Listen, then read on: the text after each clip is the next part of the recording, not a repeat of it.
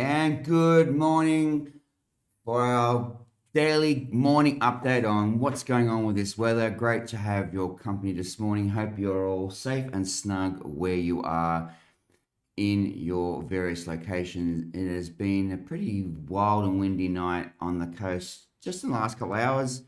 And we'll check out what is going on exactly at the moment, what's happening with the low, where this secondary low is going to pop up and do a bit of a Fujiwara dance across the Tasman, what the general conditions we can expect after the next 24 hours. We'll look at some of the rainfall, obviously the warnings that are out, any chances or risks of flooding, and we'll cover all of that and more, and your questions as well live. You can hit into our live chat on YouTube, hit it up, ask questions, interact.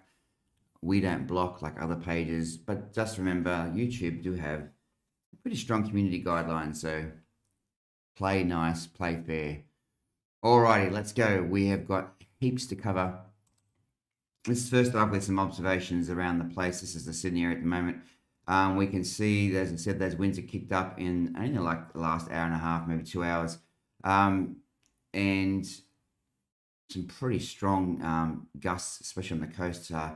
After yesterday's strong winds basically across everywhere, with Penrith, I think, getting up to the magic 100 k's yesterday evening, while just before we were at the hip on the live stream, or during the live stream actually. This morning we've had Sydney Airport up to 95 k's, Sydney Harbour up to 102 k's or 55 knots.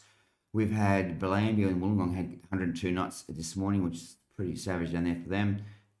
We've had Kurnell nearly hit the magic 100 k's an hour mark, 53 knots at 98 k's an hour. We've had Guatemala 130 k an hour gust of 70 knots this morning, as the very outer bands of their low as it's developing clips the coast, and that's incredible. 130 k's an hour, that's definitely like a tropical cyclone category. Pretty strong savage winds on the coast, in sort of heading into the inner west and the west. Thankfully they're not getting as savage, but still up to 60 k's an hour, 65 k's an hour gusts for them this morning, which is about that 35 knot mark, just below the severe threshold of 40 knots, but still pretty still strong winds out there. But you know, those westerners, they're used to those winds when we get those horrendous westerlies in August and usually late July, so they're strong peeps out there. Rainfall wise, we had some good falls out. I don't look at those at the moment, but currently temps are pretty chilly with those gusty winds. The feel like temperatures in most places are single digits, between sort of 5 and 9 degrees, which is pretty cold. And again, min temps overnight were about that sort of 9 to 10 degrees, which is not unsurprising given there was a lot of moisture and cloud cover around with those winds. But you can see pressure is still quite low too, so that's people with migraine and arthritis and sort of weather sensitivities. I hope you're hanging in there okay. It's 997 here on the coast, and 996 up at Newcastle, and 994 in the Central Coast, which is quite low. And basically, that gives you sort of triangulation about where the low is at the moment and where it's heading. But yeah, 999, not bad for pressure wise. All right, we're going to look at there is a fresh severe weather warning that came out just earlier this morning, and it was actually before most of the stronger winds were felt in the Sydney coast, thankfully. But you can see it's basically down to damaging winds and heavy rainfall. That locally destructive winds have been dropped as the low heads off to the northeast, and we'll show you that direction in a minute. And those outer bands of the low, the circulation around the low, retreat to the coast, and all we're seeing now is just the inflow winds into the systems. But still, for us, cutting out most of the stuff, rainfall is not an issue for us today, and it's pretty going to be not at all, other than some pretty gusty showers right in that coastal fringe. Maybe one or two will get lost and penetrate into the west, but otherwise, generally speaking, we are in the wind regime aspect of the warning. In fact, we've pretty always been in the wind regime in the aspect of the warning, as we've talked about. The rainfall hasn't anywhere been at any stage a worry or concern, just some good heavy rain at times. They're saying now today that there's potential for damaging south to southwesterly winds from 60 to 70 k's an hour with gusts to 100 k's. Well, we've already seen that happening, and that's along the coast, and it's basically from the mid-north coast right down to almost the border. And that's just the extent of the system, and the influence of the system is quite incredible. And also the northern tablelands as well, because of the those elevated areas. and getting that shear in the upper layers, and experience that as it wraps in as well, and also the approaching systems from the west and southwest will obviously enhance some of that inflow into these sort of Fujiwara lows if they do get going. Again, the rainfall as of 4 a.m. this morning hasn't been overly dramatic, but I know there's been some pretty big falls in those exposed sort of southern coastal, southern sort of escarpment areas that we've been talking about the whole time, about Knights Hill, Fox Ground, around Saddleback Down. We'll look at some of those ones at the moment, but generally speaking, none of the massive falls that were heralded have happened. There's been good falls, and really has been, again, the focus has been on the wind, and some pretty significant wind gusts there. And you can see there was 100 k's at Jervis Bay last night, and I guess that's pretty going to be consistent and persistent most of the day for them because of their exposed location. Point Particular, which is also same area, 104 at Ulladulla, which is pretty savage for them, and 102 k's at Penrith, which is yesterday afternoon, even just before we live streamed, which is pretty damn. I imagine that was pretty a little bit of downslope acceleration, I think, off the Blue Mountains as well. Or it could have been actually some of that sheer drag down with those strong showers they had go across them at the time. It's impressive gust nonetheless. It's, for western area, sort of to beat a coastal location is pretty damn well. So take a bow at Penrith this morning with that gust. All right, so let's head into the rainfall now, and we can see basically across all the basin. I'll make this nice and large. I did actually minimise it so I could see it myself because it was that big. I could actually see inside my head. As I said, we said last night, rainfall's never been the focus for us, and this just justifies and shows that, some good falls up in those moderate sort of 50 to 70 mil falls, and they're all welcome. And then it was good soaking rain for a bit of it. There were some heavy falls interspersed. Down here near where I am, there were some pretty big falls on the coast, 100 mils, 94 at Port Hacking and 96. I think that's back at Royal National Park, or what's that place called there? It doesn't tell you. Wish it would tell you. But yeah, Campbelltown 60 mils would be welcome by them. 56 mils at the old Camden town down there with the mayor, the lawn doctor.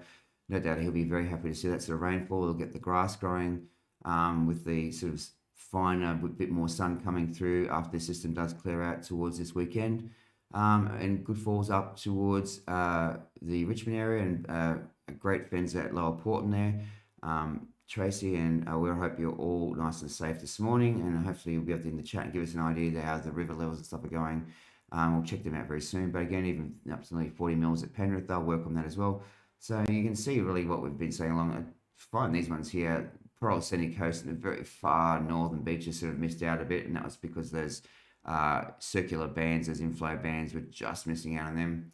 And now sort of wedged between the convergence of the outer bands, which laid across sort of this area, and then sort of the inner systems, inner bands of the low, which were sort of just off the coast. They were sort of in that no man's land.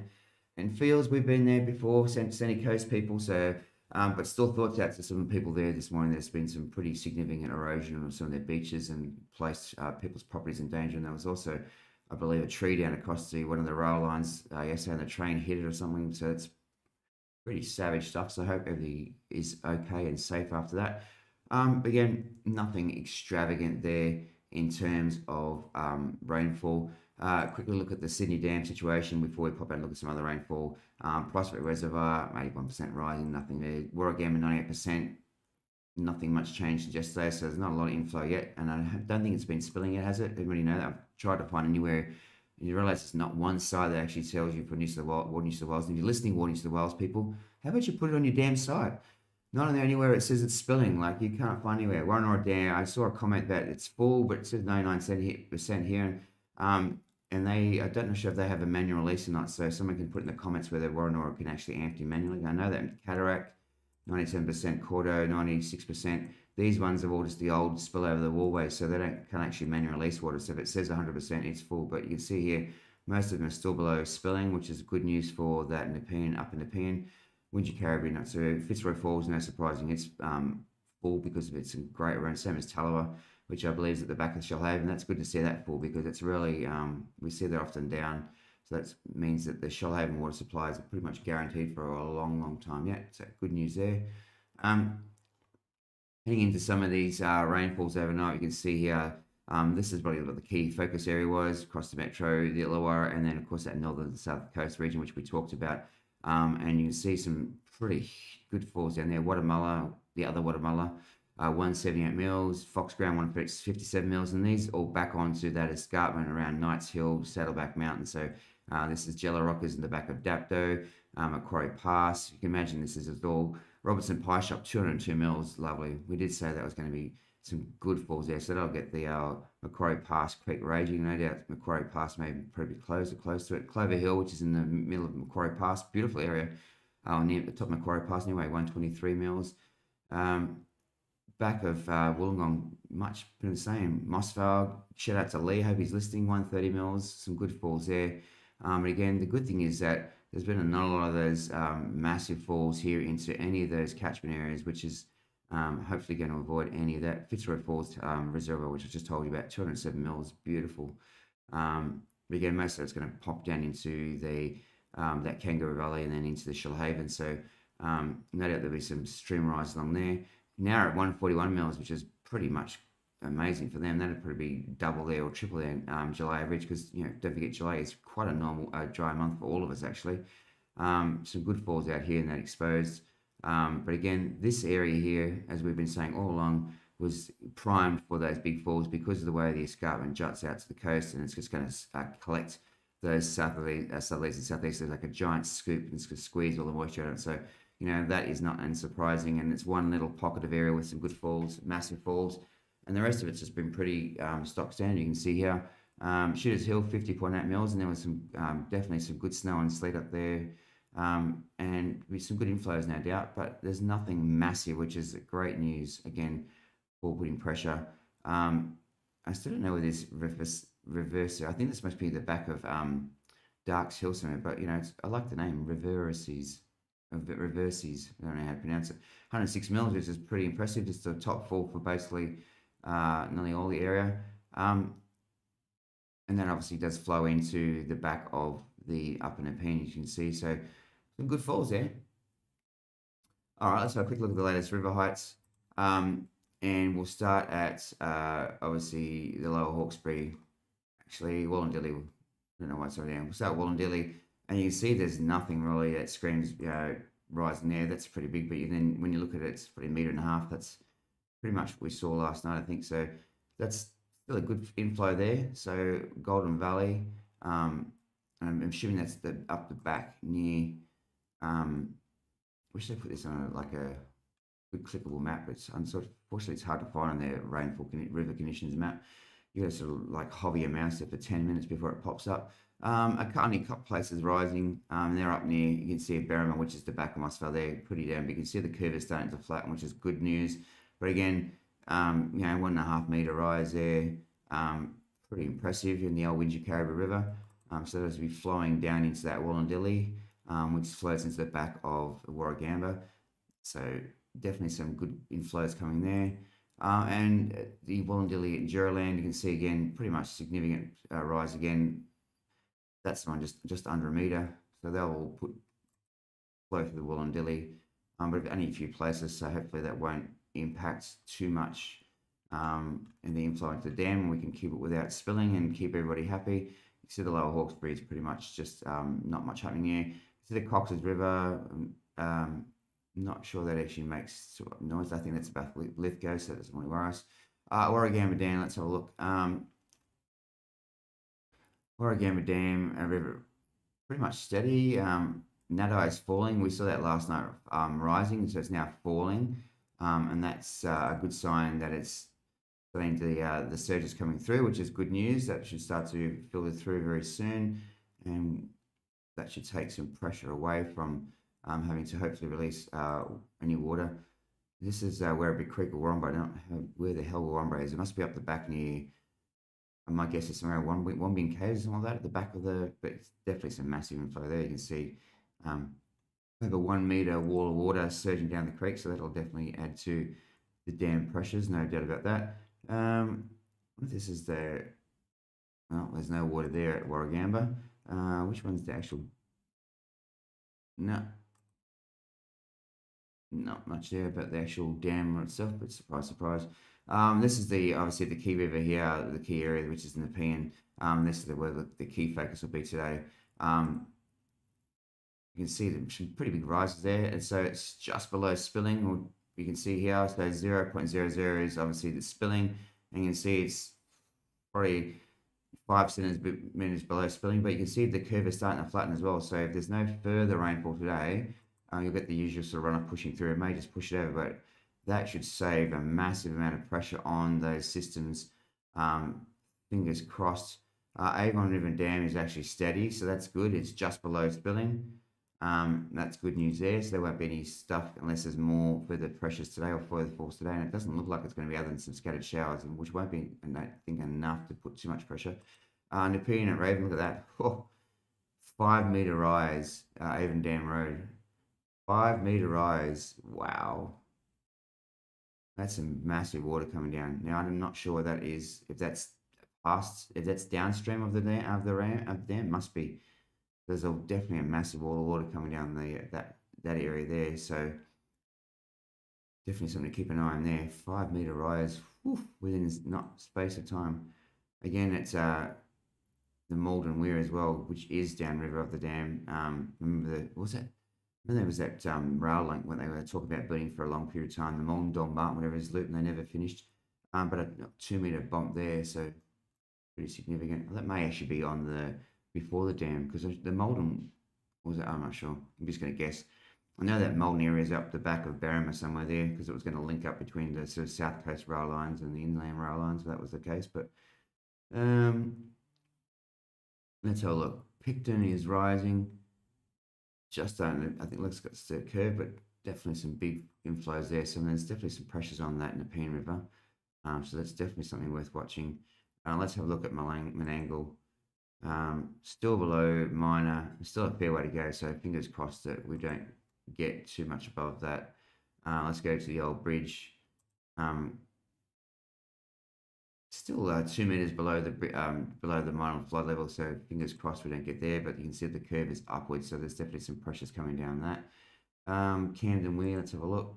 Yeah, it's way below at this stage. So you can see any of the flows are still well inland of the Menangle Bridge, so they're still working their way down the system. So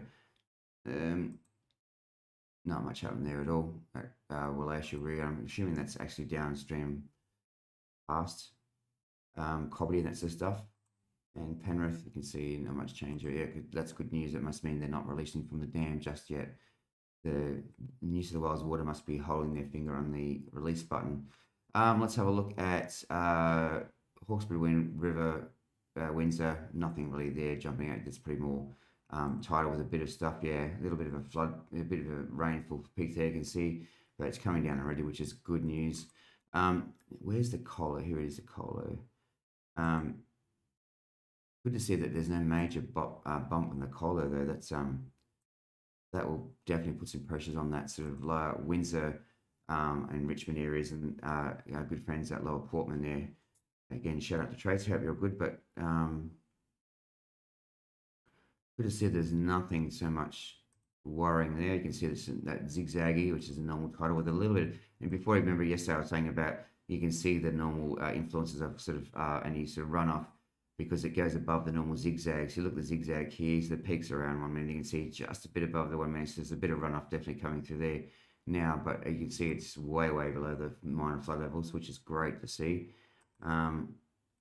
Windsor Bridge is obviously dead and has a door now. I think we just checked that. Let's have a look at Freeman's Reach. Yeah, you can see here. So normal tidal peaks about 1.25 meters. You can see it's about 25 centimeters almost above that. So there's definitely some runoff coming down in that Freeman's Reach area now. I think it might be downstream of most of the places, but just trying to work out off the top of my head from the names of it. Most places are falling, which is not surprising here. As I said, the rain sort of eased very much overnight as we forecast, as we saw in models.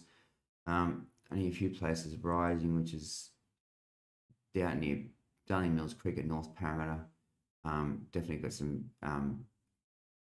float runoff there for some reason at the light, but about 40-50 centimetres. So definitely some the creeks are running around the place. Let's have a look at the Georges River, which is where most of the eyes were focused on, and we've got the SCS watching. Still all below the flood level, which is great to see. Georges River at Minto Heights, that's the one we were talking about with the inflow. Look at that. Whew, 2.5 meter, or nearly 2 meter, sorry, 2 meter rise. That definitely will be getting the locals watching that area around there. 2 meters coming down, that's a solid water. Hopefully they're all there, but not sure whether it actually says, here we go, Georges River at Liverpool. Okay, well below minor, so that's a good sign for those in those areas at this stage. And I imagine we'll start to see that falling pretty quickly, given that there's not a lot of rainfall happening, and it's going to be mostly coastal anyway. And the stuff that does get to the west will just be scattered showers, not that consistent accumulation type rain, which will put a lot of pressure. The Warrenora, I think, is what we're looking at. Needles, look at that, beautiful, up to 1.3 meters. Again, we should start to see that drop soon.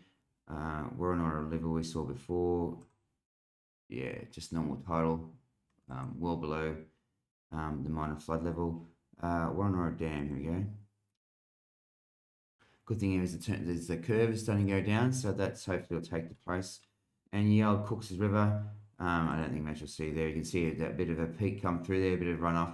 But again, it's dropped pretty significantly, which is a good sign. That means that the water is actually escaping to the sea, and so there's no sort of welling or damming of any of the runoff because of the tides.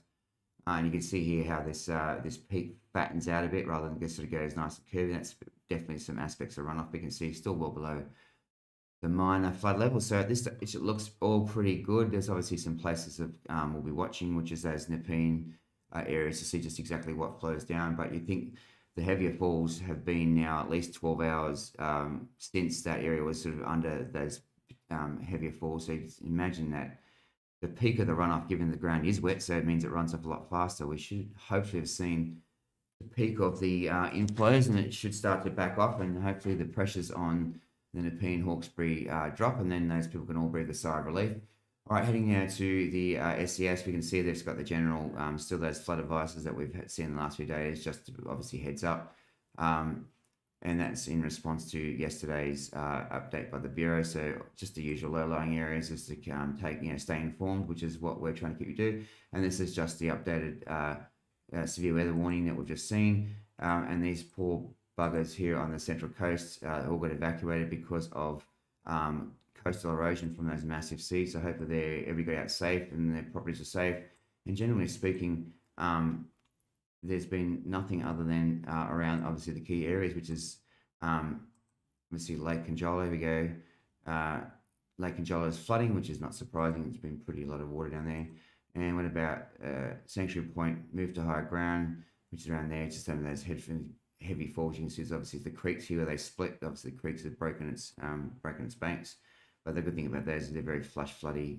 They'll drain away very quickly. Other than at this stage, for what we've seen in terms of winds and rainfall, there's been not too many. That's a Burrow Lake, yeah, not surprising. That's going a bit of pressures on it, but that's good news. So great job the SES, of course, it's keeping everybody updated and safe, and hopefully today is not too busy for you guys in terms of the wind, because the wind's pretty, again, saturated ground, and sort of sporadic gusts is very problematic for trees, because they're used to a load and then suddenly they get this massive load. And I know that Ego Camping's an engineer. He can probably tell you about the loads that winds place on structure, and these those surges of pulses of stronger winds actually can actually create more risk of damage than just a consistent sort of winds. But anyway, let him. He's the engineer man. He can get his mathematical brain out for us.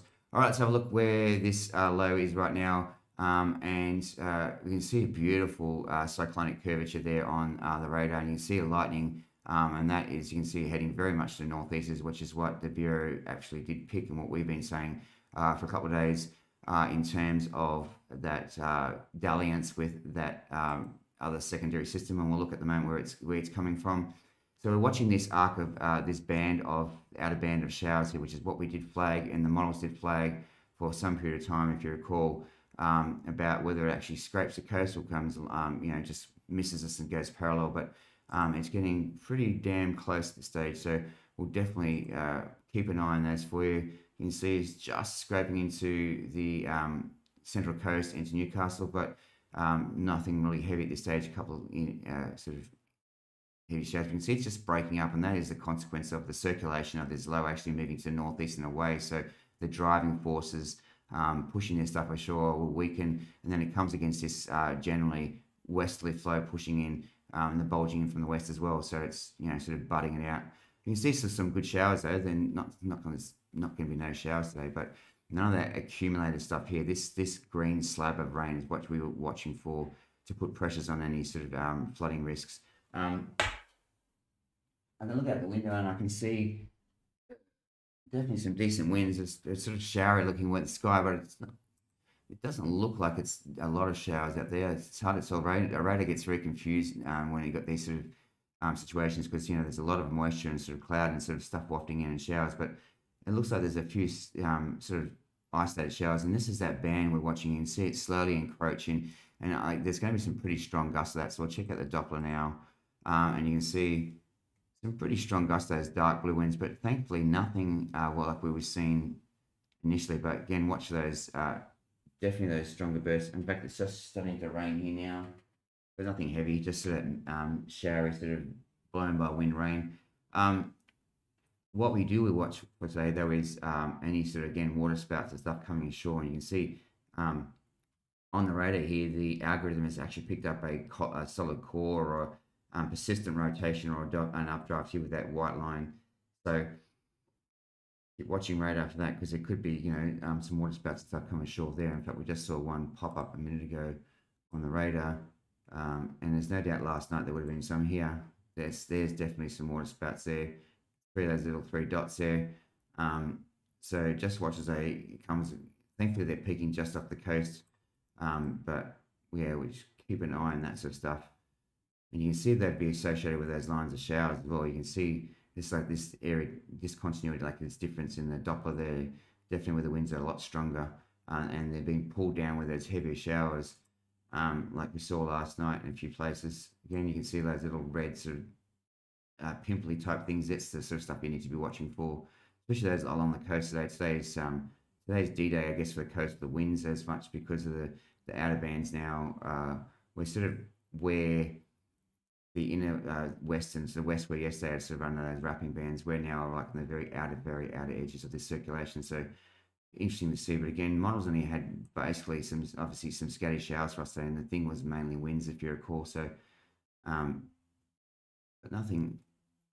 Some pretty strong returns up here off the coast of Newcastle, and that's definitely as that low wraps up. You can see it, and if we go out to there, look at that beautiful curvature of that inner circulation of that low. Look at it wrapping up, just beautiful in terms of meteorology. You can see, and the lightning shows you definitely where it's traveling. So remember, my tip for you always is when you're looking at these systems and you're wanting to know where it's sort of going and where the greatest activity is always look for lightning, because that's where obviously the area's being squeezed. That's where the convergence is. That's where it's pushing against. That's where the load's heading, and you can see lightning is definitely on that eastern northeastern side, and she's heading out to sea.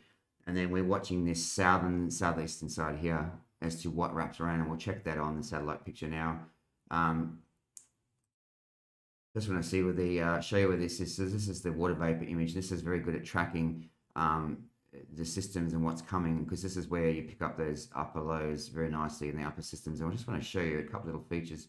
The problem is I just can't pause it without losing it. There we go. All right, let's go.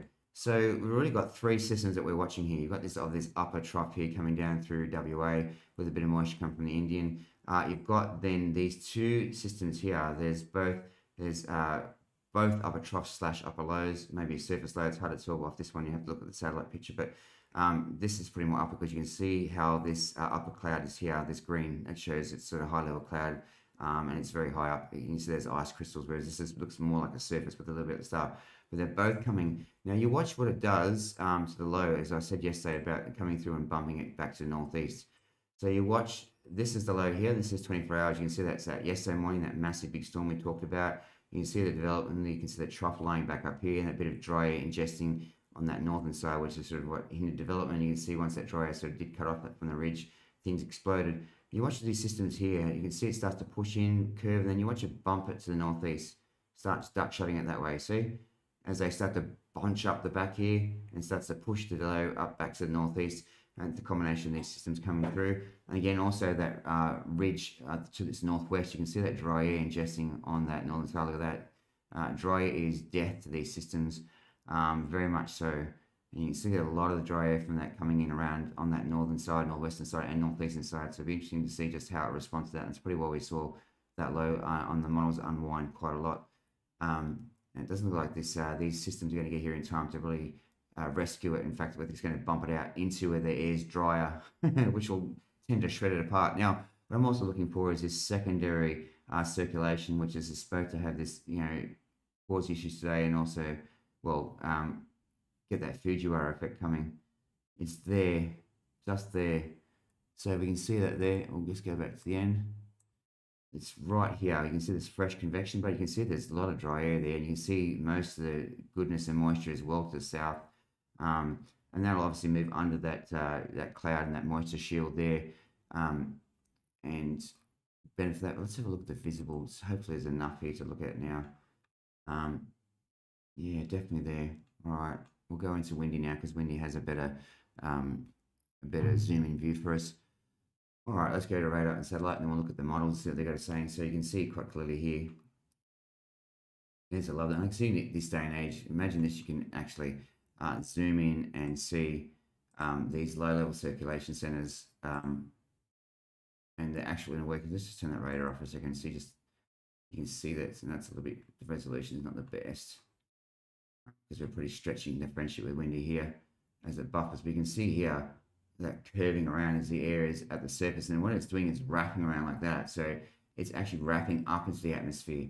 So if you think about, we think 1D, sort of 2D here. If you think 3D, that little end of the tail is actually near the surface, and the air is wrapping up and twisting around like that, which is giving that sort of real Nike sort of tick effect. And you can see again the effects of that dry air coming in on that other side. It's really just ripping the lower part.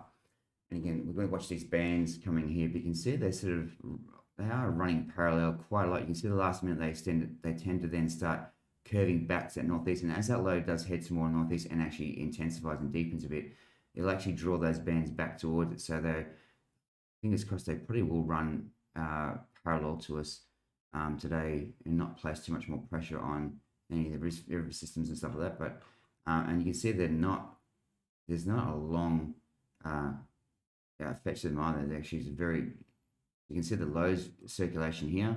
You can see the trough to the south, way to the south here, and then you can see this other system which is out here watching for that lightning. So lightning is a good indication where obviously pressures are lowering because air is rising very quickly, and of course when air rises very quickly and there's moisture around, storms form. And so when lightning is there, that's a good indication that obviously that's where we should be watching. So we'll watch here for a little bit of turning. But as I said before, we can see, we zoom out a bit now, you can see where the actual instability and moisture is here.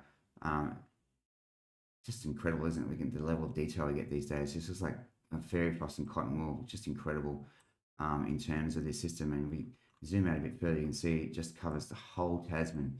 And you can see the effects of that dry air wrapping in. Look at that, just complete clear skies, and that is just going to shred. You can see how it's actually shredding the northern part of the system already. You can see basically that is like low level cloud with a bit of moisture coming in, so pushing, and the wind's pushing up and forcing a bit of cloud as it goes up across those elevated areas. It's not actually extra moisture. This dry air just completely wrapping in, and you can just see just shreds of stuff. And then you can see the effects of the moisture from the coral sea, which is the trough, because the low is here, and then you've got this trough and this potential secondary system here.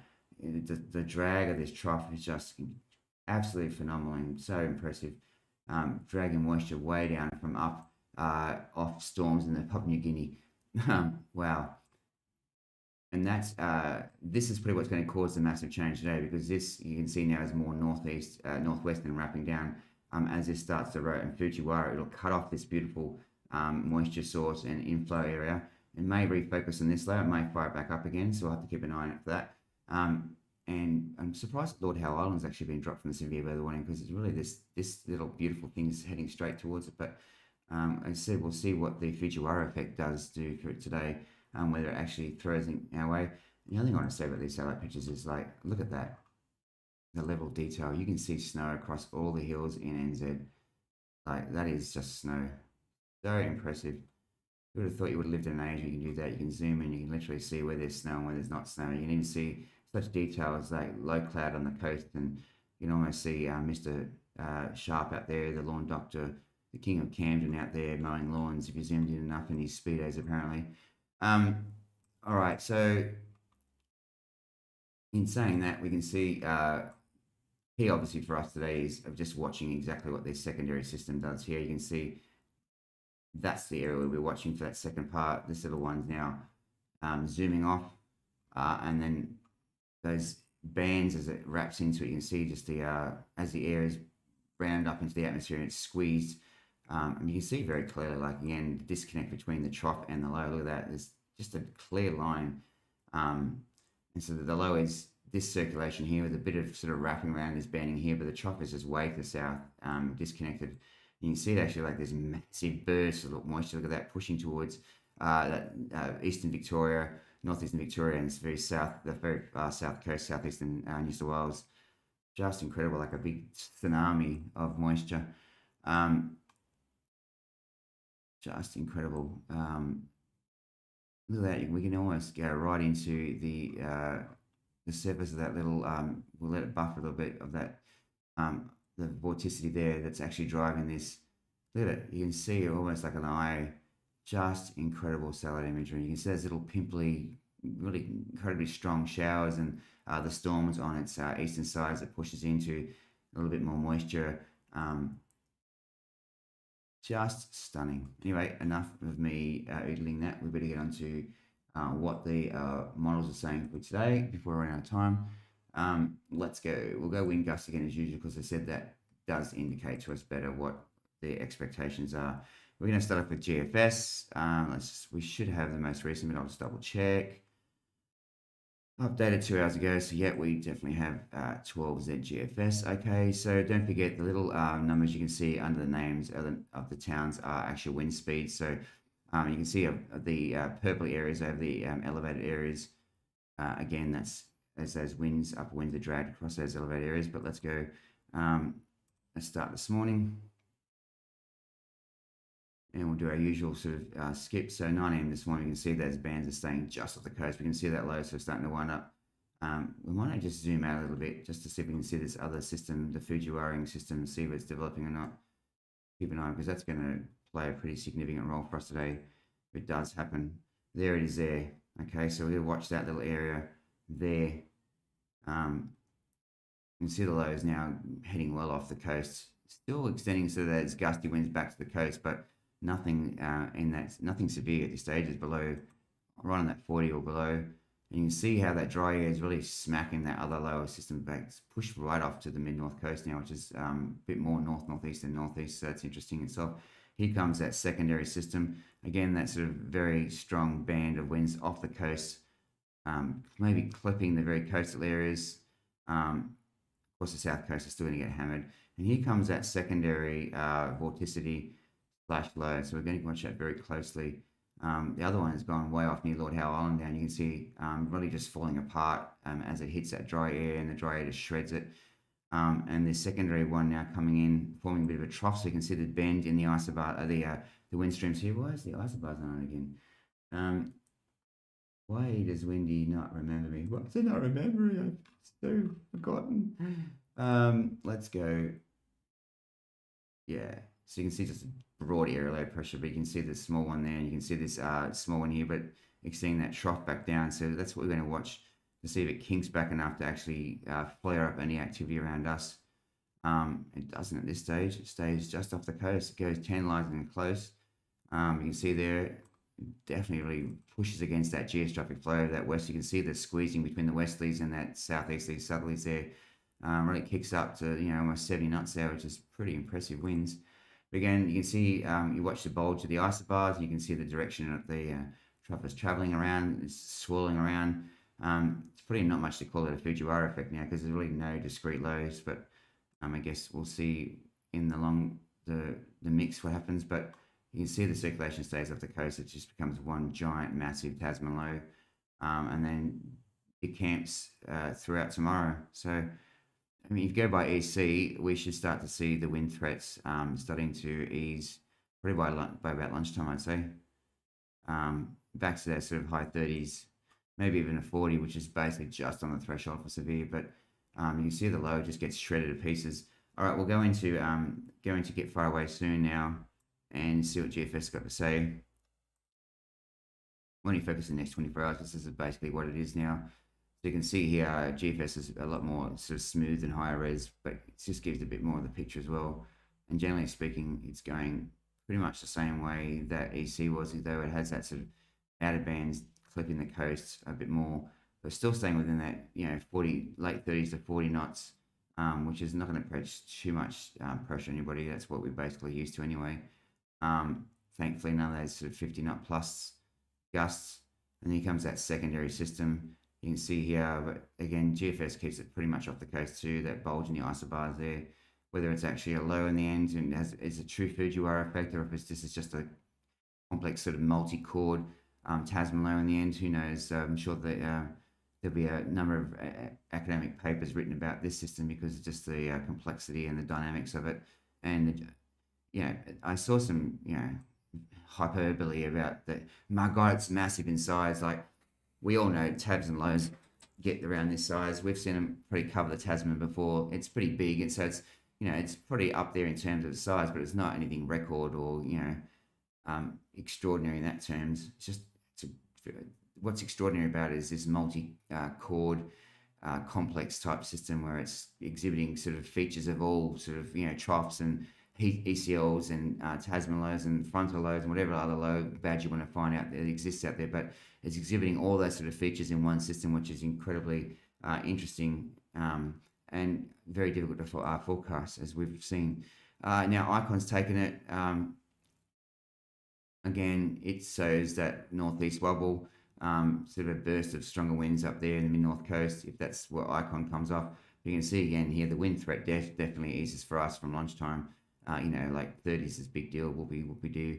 And you can see that its circulation is cannibalized by this. Now, it does have a distinct low Fujiwara effect.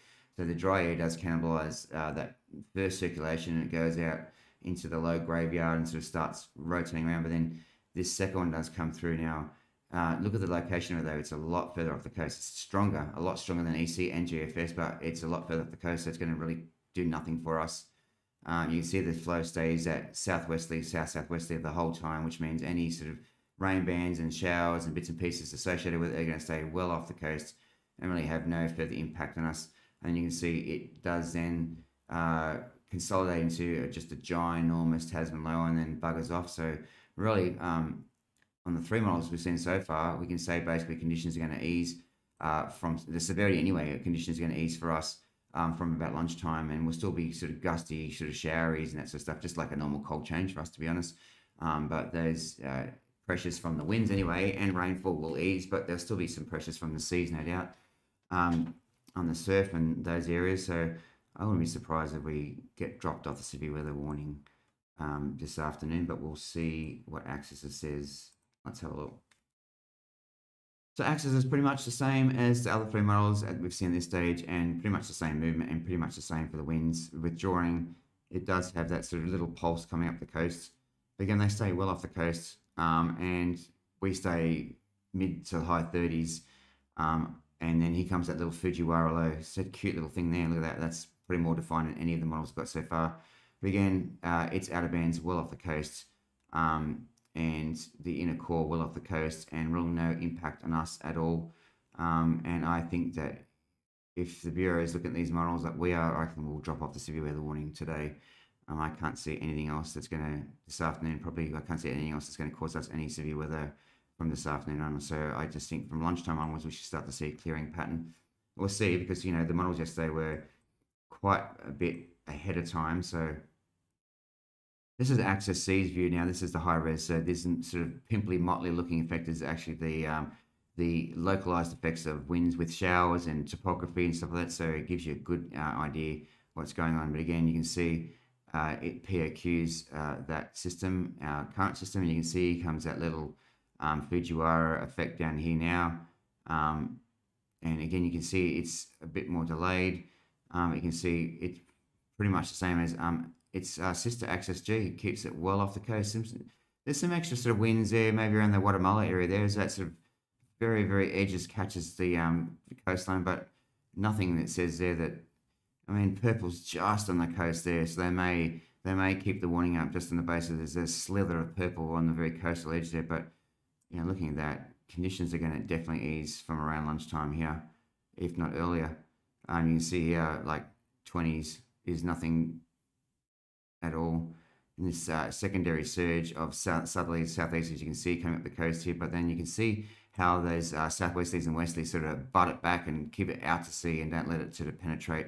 And that's because this circulation is not strong enough yet, and to push against it, and it's not retrograding enough back to the west to really then force that circulation across the coast. And so generally speaking, like we should start to see, the conditions for winds and this unfortunately showers to ease basically from lunchtime. We'll still get, I said, still be scattery coastal showers, and you'll still get those gusty parts, but the 50 knot plus winds, those are going to cause problems. Everybody should start to disappear, and definitely the flood threat's going to ease significantly. I don't think that we're going to see. They may get to the minor level at Camden Way again, but it's 50-50, and for the rest of it, I mean, what you've seen, what we've seen ourselves, there's not a lot of pressure now going on the streams. There's not a lot of rises that sort of indicate. And the last event that we had, which had a lot more focused rainfall, didn't end up going much more than minor. So, and it had bucket more rainfall than we've got for this one. All right, let's have a look at accumulated rainfall for the next 24 hours, because that will be the end of it. So let's just start with the 12-hour period like we normally do. You can see here straight away, game over. This is axis C. And then we can see that the bump back, let's see if it's going to kick us at any stuff else.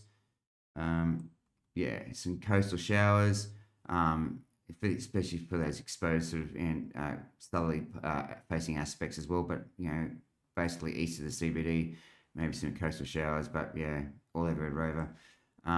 Yeah, I pretty much say that this event is just about over for us from about lunchtime, which is pretty good news for everybody. But again, as I said, it's still going to be cloudy, windy, cool. There'll still be some showers around. So again, here is EC's view. It pretty much agrees. Not much at all going from it. Let's go from 8 o'clock tonight then, see if there's any kickback from that effect. Again, pretty much same with Axis says, not much at all. Some coastal showers.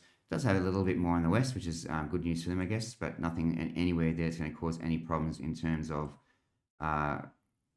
rainfall, runoff, stream rises, creek rises, whatever, riverine, and then dead, gone, and buried during Thursday. So, yep, I'm pretty much confident in my forecast that we should see it easing from about lunchtime today. Again, give or take 1 or 2 hours or 3 hours, because don't forget the models lag or ahead of time as they were yesterday, which we saw when those showers sort of peaked a little bit later than they expected. But pretty much within what they said. It's good to see they're actually agreeing for a change. All right, let's see what GFS does say. So again, that sort of coastally showery stuff, and then we'll go for 8 o'clock tonight, and I'm assuming we'll see a drying pattern. Yeah, pretty significant drying pattern, much like everything else. So the good news is it seems to be much all over Red Rover, maybe a coastal shower. So that's basically it. Let's go and check Icon and Access last, and then we'll say good day to everybody. But really, it is done and dusted, I think, in terms of this. Icon it's been over this anyway for a while now. It's like, get on with it. And again, it's the dry version of the two, but of the three we've seen so far. But yeah, definitely that easing from lunchtime today. Definitely. All right, let's see what Axis has got to say for itself. That's the final one. Yeah, pretty much the same as everything. So showers easing today. It'll still be mostly cloudy, gusty southwesterly winds or southerly winds. Isolated coastal showers. Still gusty isolated coastal showers, mind you, because when they do shower, they'll drag down some of the stronger winds above. But it's done. It's done and dusted in terms of that. We should start to see everything wind back pretty much from today. And while we're here, let's have a look at in terms of going ahead and see what's ahead for us. Anything interesting in terms of weather-wise while we're here. Haven't looked at it for a few days. Been very much focused on this. Beautiful weekend coming up. Maybe not. Friday's going to be nice and sunny, so that'll be good. Bit of a northeasterly flow on Saturday, but some cloud around, but still not too bad. No showers at all stage there. just as that next system builds through. Sunday looks absolutely gorgeous, and a bit of a warmness with that. There's a bit of lightning symbols there, so interesting. Some lightning on the, maybe a bit of a cloud band on the western side of the ranges. Yeah, definitely. And some storms up on them there hills and not pushing to the us. That's not very nice of Michelle. And then the cloud band does kick across us. So if you're one of those quick cloud bands that come across, may drop a bit of a spit in a bit and then away it goes. But a milder northwesterly flow will be very welcome by everybody, I think. Monday, cold. Yeah, southwesterly, dry southwesterly change coming through Monday. There might be some snow up there in them the hills. Or is it going to be too mild? Yeah, too mild at this stage. But Monday looks cold, southwesterlies. Get the Tuesday cold and that dead air mass from behind it. Wednesday still cold, snow up in the hills with that real vigorous westerly. Thursday colder with a very strong westerly. Very dry, cold, strong westerlies blowing through. Snow up in the hills, so it's coming off sleet and snow. Yay. Friday we start to see that pattern break down, thank God. Not so bad. The weekend sort of clearing up, but no real rain on the horizon at all. Dry. But we probably just received July's average rainfall anyway in the last 24 hours, so that's pretty it for the rest of July. So you can tick off July for meeting it, even though it looks like it's going to be dry pattern, but one system was enough to clip it out. All right, we'll go back to that. We'll put that on the screen and we'll go and let's say hello, everybody. See what we're all doing. Check out all the peeps. Make sure you're all safe and sound. There's that beautiful low that pig porn in the background there. Spilling away. It's just outstanding with that. Even like an additional little center vortex within the main vortex. You can see that little curling curve there. I'd love to be under the cloud of this. Oh, you know what it is, peeps? It's those ships out there, those nasty ships and pumping whatever it is, or the radio waves or something. I just laughed my guts out when I saw that comment. The ships are literally hundreds of kilometers away where the activity is, but somehow their frequencies are penetrating, hundreds of kilometers north and, 20, 30 kilometers up into the sky. Like, do these people ever sit back and think about this conspiracy crap and think about just the volumes of energy that would be needed to manipulate the weather from a damn ship sitting in the middle of the Tasman Ocean, which is probably battling 3, 4, 5, 6 meter swells? Like, come on. Like, think about stuff laterally. Like, I mean, you would need 3 nuclear power stations on the back of your little ship probably to give you enough energy to even manipulate, maybe 50 square kilometers. Like, give me a break. Like, geez Louise. Like, I love it. Yeah, just the commitment is admirable, to a cause, but seriously, like, damn it, use some common sense. Hello, Peter. Lovely to see you. Thanks for joining us. How did you work a train? Yeah, I imagine the trains are pretty nasty. Uh, yeah. I'm surprised you got a warning too, Mr. Camping. Yeah, anyway, g'day, Sean. I hope you're all up there. A7 flight's cancelled. Yeah, I think that's more gutless airlines than it is because of the weather, to be honest. The winds have been pretty straight lines, so they've been able to sort of land in them. It's just, I guess, it's bumpy and would scare people. 20 mils at Canway overnight. It said you had 50, Mr. Sharp, so I'm not sure. Maybe is that a home gauge or something like that? G'day, Cody. Wani Dam spilling. It's about 150 mil overflow, but not much down the river. I just looked at it and said it was like just below, but is that like an update from somewhere? If you've got like a site, Cody, you can share it with us. That's great, because I just checked New South Wales Water and I also checked the Bureau, and it did say it was just below the dam level wall, dam wall level, if that's the right way of saying it. But yeah, we'll definitely keep an eye on that. Mr. Well, good morning. Live meteorology lesson, absolutely. G'day, Sue. Lovely to see you. Hope you're well. Rain, we all share. Yeah. The wind will go very quickly, so don't stress too much about that. As I said, we should start to see that winding down from lunchtime at least. If the models are correct, of course, there's a big asterisk in that, but that's the pattern they're showing. Did that little pocket of burns? Yes, it did actually, but not as strong as what we saw. But yeah, it did get gusty there. But it was just some decent rain as well. But then we had that. I don't know if you remember in yesterday morning stream, I just showed you that Access C, the high res Sydney one, and she showed that bit of a rain train, and we sort of did have that last night. It was sort of just persistent sort of falls, but I think around was that 70 mils. And we got was nice, but gusty showers. Oh yeah, where the trees are thrashing around. I can't see any sort of damage around at this stage, but my view's quite limited. Manly Ferry got cancelled. Yeah, he was telling us about that this morning. Disappointed. Hello, Naz, 1967. Lovely to see you. Welcome. Um, how did the person want to get with this? Do really absolutely do feedback? Absolutely do feedback into the system at this stage. So, guess it worked out in the end. It's been uh, it's been fluctuating because it is highly sort of obviously influenced by the models. So they've vacillated between those rainfall figures, but I'm going to have a look at that once the figures are all locked in. But um, rainfall wise, I think when we add the 2 days together, it's pretty close to that original forecast we put out a few days ago. Then before all that wildness kicked in with up and down, up and down. It's interesting. So it seems to be there's a sweet spot at about, I don't know, 96 hours, 72 to 96 hours, and then there seems to be a real lot of uh, I'm not sure what the word is at the moment. My brain's not working, but not dynamism because that's a good thing, but yeah, some sort of inability to sort of target, I guess, what's going on. It'd be interesting to sort of pull that apart a bit more. There's no mowing. You hopefully, if that sun comes out Friday, you'll have some good mowing this weekend. It should stay reasonably dry for you now for everyone, so there'll be some good lawn, although it might be a bit cold to encourage grass growth. I'm not sure how there's colder season grasses in that do actually love the colder weather and a bit of wet moisture. So, and I imagine the gardens will be sort of needing tidying up. So maybe that's a big focus will be helping people. Hello, that kayak fisho. Hope you are fab, bro, up there. You guys getting that lovely Gold Coast weather. It'll be lovely, dry, sunny, unlike here. Although hopefully we'll get the end of that sort of system very soon. Cooker's going to cook, mate. Yeah, they do cook, but it still makes me laugh. I love it.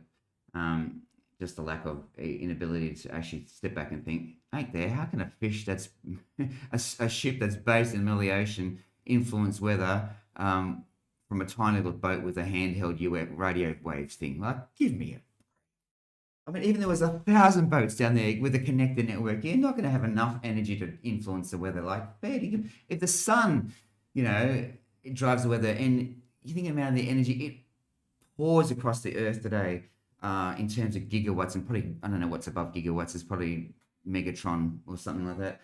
And just get a break. I mean, even the biggest nuclear bomb can only sort of influence the atmosphere and the weather, and maybe 50 to 100k radius, and that's releasing gigajoules of energy.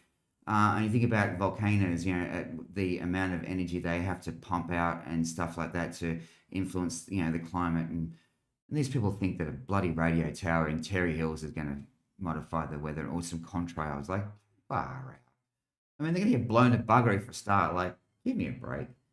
I mean, it's fun to laugh at. Like, I love asking questions, just questions back they can never answer. They always rely upon that. Well, you've seen it with your own eyes, mate. Like, okay, yeah. Uh, they don't have brains, yeah. Airport problems in red. Oh, they are crosswinds. Well, I did say yesterday, Mr. Well, crosswinds, and is the airport open, Mr. Well? If you're still there or not, or is it closed, or what are they doing? Are they controlling the airspace yet, or what's the go? Geo, give us the load of the Geo, Mr. Well. A home gauge. Council put out road signs at the bridge near me this morning. Yeah, that's not surprising.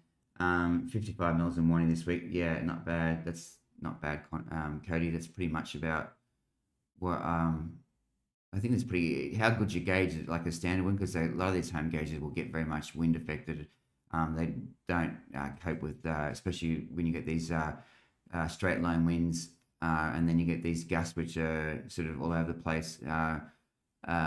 It just takes the rain away from the gauge, blows it out of the gauge, all sorts of stuff. So, airports open, yeah.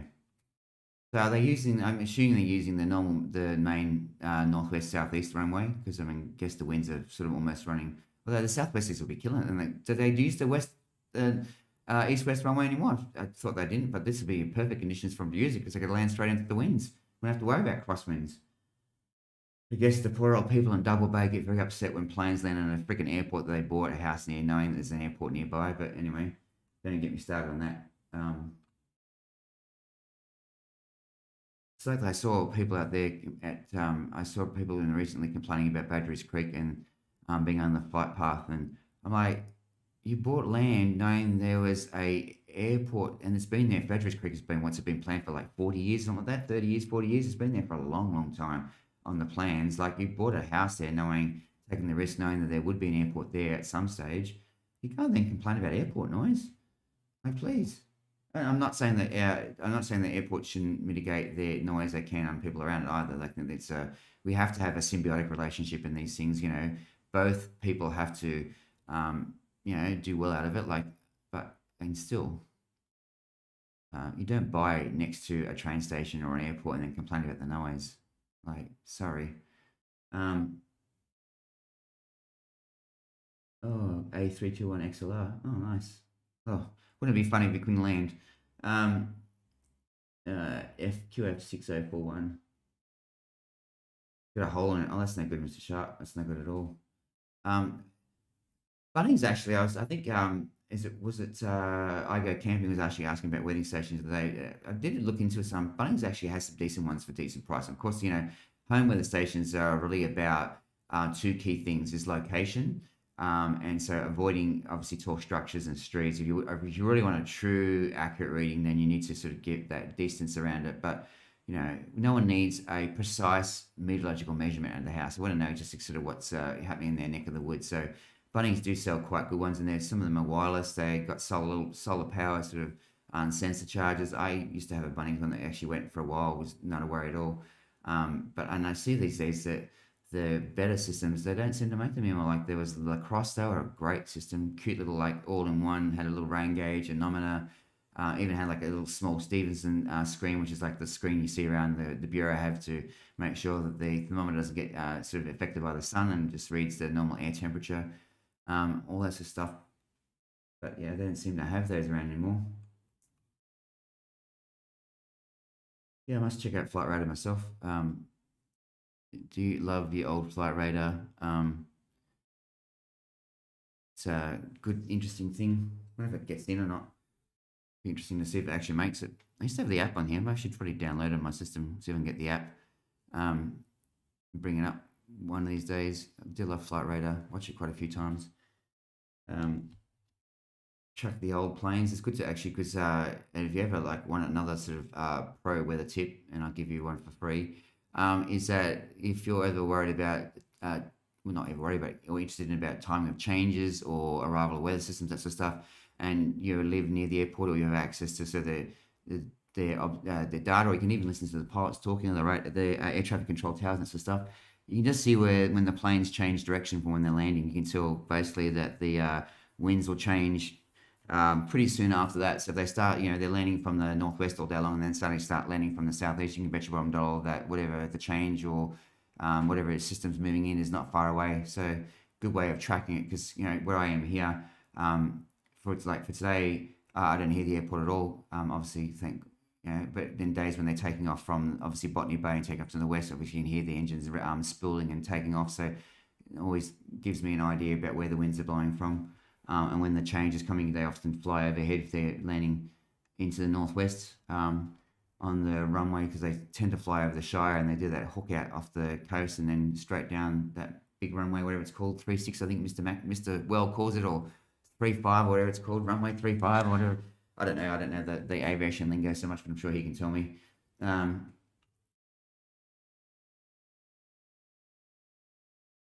Righty. Okay, I'm going to get off and go and get ready for work. Have you an awesome day. We'll keep you obviously updated about what's going on there. I just love that little low pressure system. Look at that, just fantastic. Let's stick radar back on because it looks like those showers are starting to balk at the coast. It looks like it is, yeah. Let's see what our forecast radar says, whether it's going to make it on board or not. Come on. Mr. Windy's not being. Here we go. Play there. Let's see what their forecast is. Yeah, it says there they're going to sort of scrape ashore. Maybe Sandy Coast will see some decent showers for a little while. You can see here, basically easing for us. You can see that the forecast is actually putting off the coast as opposed to pushing on the coast, which is good. Well, not good. I like the showers, but and still, it definitely takes any of those takes anxiety away for those people living in the west. Beautiful low pressure system there. And we'll keep it low. Obviously, keep an eye, a very close eye on this Fujiwara low, this secondary one, to see how it goes today. Again, if you want to watch satellite picture yourself, this is sort of the area here you're looking for. You're looking for something may not be as evident as that, but start to see, sort of the clouds starting to sort of move around each other slowly. I mean, this could be the actual development over here.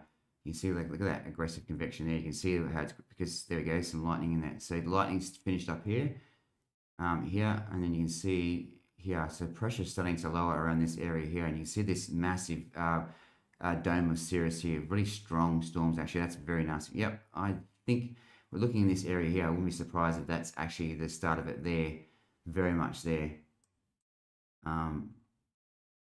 You can feel these pressure waves here, so air's definitely lowering in pressure, which would definitely be responsible. Look at that. You can actually see that's probably almost even a supercell. You can see the way the clouds are actually wrapping up and then pushing right up against the tropopause, and the cloud then hits it and flattens out, because that's as high as it can go. There's fresh lightning in there. There's these little little pops on top of it, which is close to overshooting top enough. You can see just how strong the updrafts are. They can see bulging up, like bubbling up, like very much free. That's where that is definitely forming there. That's Fujiwara low. So keep an eye on that today. I just love this. Love the technology we have these days, just to be able to get in and see stuff, and even then you can see even stuff like this where it's just dramatic change in the weather. You can see here just that dry air just ripping apart everything to pieces. You can see the fog, and that's the stuff, the low level cloud is that pushes against the upper levels of the atmosphere. You can see the moisture pouring down. It's just incredible.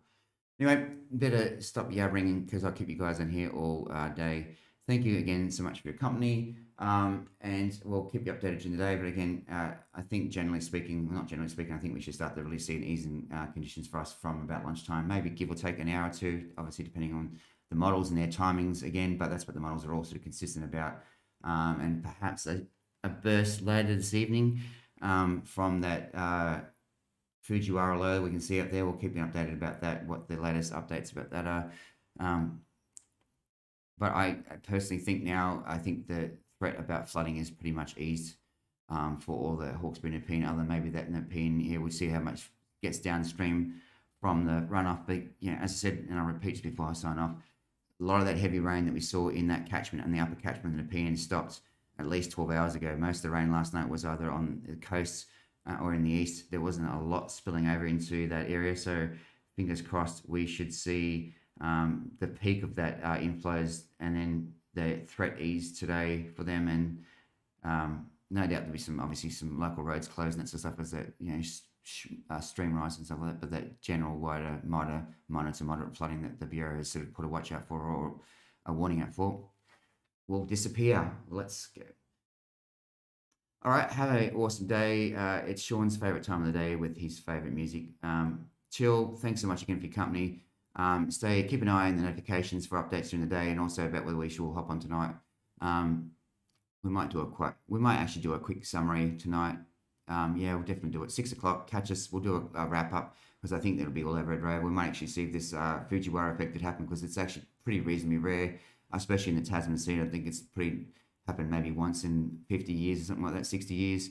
So definitely something weather porn there to look at. Otherwise, in terms of super weather for us, I think that's it from lunchtime, early afternoon. Have a great day. Thanks for your company and your support. Ciao.